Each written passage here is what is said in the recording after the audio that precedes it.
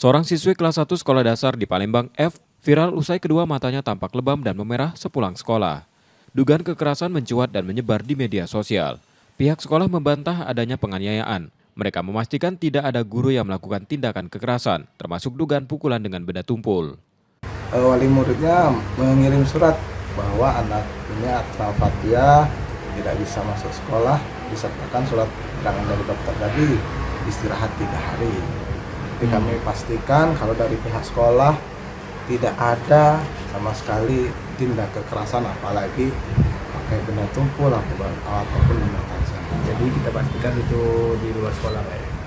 Kurang tahu juga, Mas, apakah itu di luar sekolah ataupun memang di sekolah. Yang jelas anak ini pada saat datang itu sudah ada titik merah, sedikit, belum menyebar seperti sekarang ini diberitakan.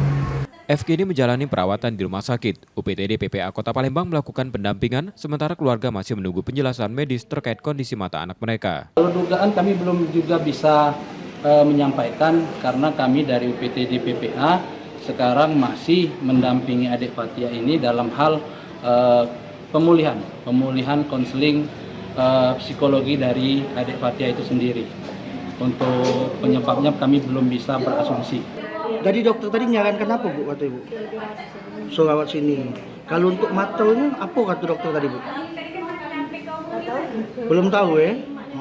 Tapi sarannya untuk dirawat inap gitu, Bu ya. Kasus yang terjadi pada 27 Oktober lalu ini juga mendapat perhatian Wali Kota Palembang yang telah menemui kedua belah pihak untuk menggali keterangan dan penjelasan. Muhammad Reza Pahlevi, Kompas TV, Palembang, Sumatera Selatan. Ini yang main itu, ini yang main ini macam-macam.